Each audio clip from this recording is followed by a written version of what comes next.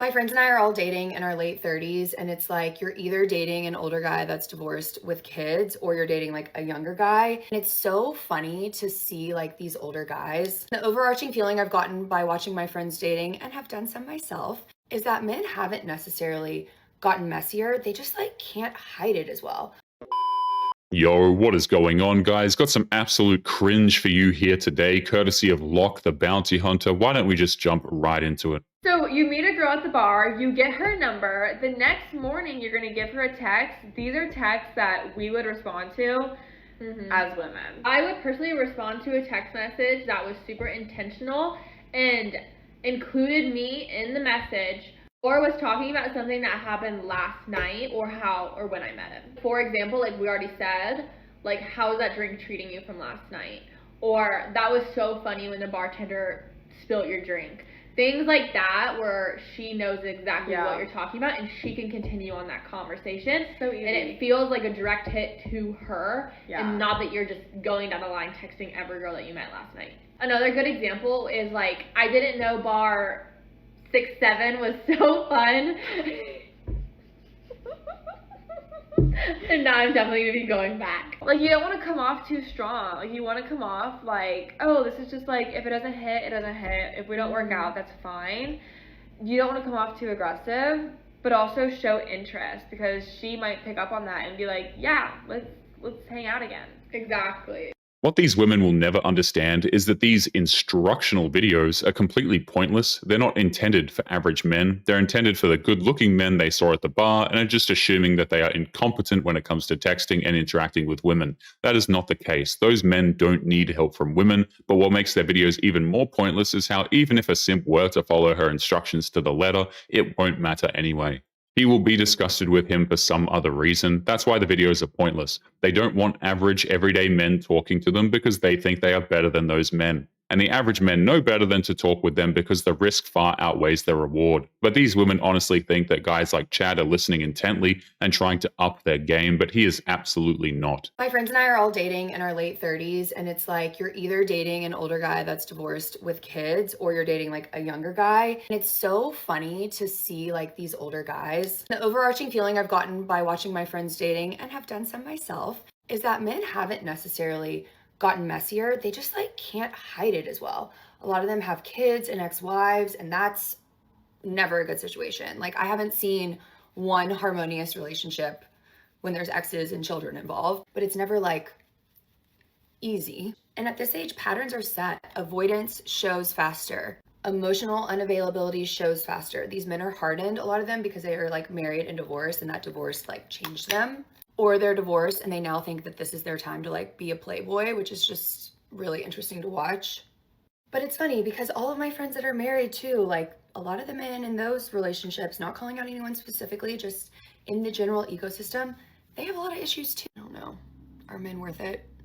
Single women over the age of 30 are pretty much in dating purgatory. There isn't a man out there that will satisfy them. The men their age aren't typically interested because men aren't stupid. They see a woman who is single at that age and know that she is single for a reason. That's why they'll end up trying to keep things casual, or they'll avoid these women entirely. The younger men don't know any better, but of course they'll have their fun and then just leave these women anyway.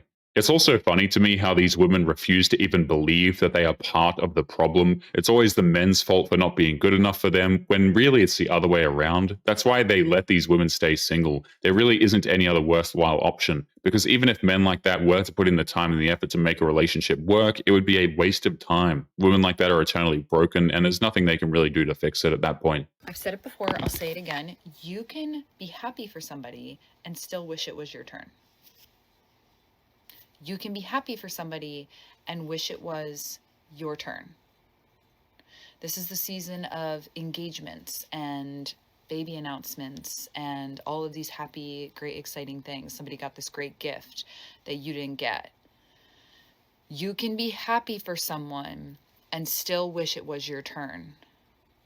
Them getting engaged doesn't mean that your engagement is farther away, or your husband is farther away.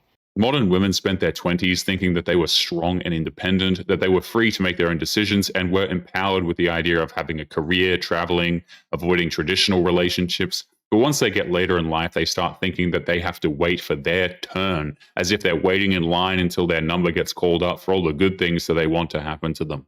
They start asking the universe for favors. They just assume that fate or something is going to intervene like it does in the movies. And when it doesn't happen, they start to panic and start wondering when their turn is going to happen. But what they fail to realize is that they already had their turn a decade ago and they squandered the chance entirely.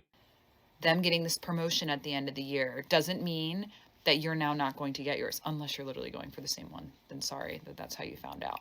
That them getting pregnant and announcing it doesn't mean that your baby is farther away. Okay? You can be happy for them and still wish that that happened to you. You can do both. Don't let the envy and jealousy take over. Don't do it. Don't let it happen. It's good to be happy for other people. Don't take their happiness. The problem is that these women are not capable of being happy for others while also being miserable. Modern women are living in a world where a social media posting, a random video on TikTok, or even a quote is enough for them to break down. Those life milestones that are happening to other people, like marriages or baby announcements, are enough to trigger them into either deep depression or unhealthy amounts of anger. That's why they have to go online to rant on TikTok every time something they don't like happens. They can't really help themselves. They spend their lives in solitude, and every single time they see a baby announcement, the reality of their situation becomes all the more clear. They choose poorly, and the possibility of getting the things they want in life are pretty much impossible at this point. It took me being a bridesmaid to recognize that my old best friend was really not my friend. Status on an airline, and I asked my old best friend, are you going to have a bachelorette party? If you are, please let me know now. I need to take work off. I need to book my flights. I need to block off my calendar. Next year, I have to move. I have 3 destination weddings. I have a bachelorette trip. I have a lot of things on top of your big life milestone that I want to be at. He tells me, and I have the text, don't worry, we won't do anything. Come a couple days early at my destination wedding and we'll celebrate that way. That way you guys don't have to do 2 separate trips. March comes around and she decides last minute that she wants to have a bachelorette trip now, and it will be in July. July for me is like a no-fly zone. I have 3 weddings back to back. I'm moving apartments, and I also have a bachelorette trip that was planned the year prior. Nothing ends a friendship quite like a modern wedding. This woman was willing to end a friendship over a bachelorette party, which within itself is just a bad idea. This woman completely booked her schedule for other weddings and moving apartments, and yet she still thought that her friend, who was getting married in an exotic location, was just going to shift things around to accommodate her friend's scheduling. And when it didn't happen, she was willing to cut ties over something as pointless as a bachelorette party, which usually just involves the bride and her bridesmaids, getting wasted while proceeding to do horrible things before the wedding. It's just such a superficial thing to get angry over, but in her case, she was willing to end a friendship over it. That was the beginning of the end of our friendship. After me not attending her bachelorette, the whole bridesmaid crew iced me out. I text them, do you guys need help with planning? Would love to still be involved. I'm so sorry I can't be there, but let me know if I can get you in touch with anyone in wherever we're going. She goes and she also has a celebration that I wasn't invited, but other people were, and I had to find out on social media. So that was it. It was a wrap. If you don't tell me why you're upset and you just start icing me out because I cannot attend something because you invited me last minute, are we really friends? Are you really taking my life, my finances into consideration to go to something of yours last minute that requires me to take time off work, fly, pay money? What this woman doesn't understand is that it's not her wedding. Her friend is under no obligation to consider other people's hardships when it comes to finances, employment, or scheduling. The rules are simple. If you can make it, great. If you can't, then it is what it is. But this woman thinks that she has the right to make another woman's wedding about her.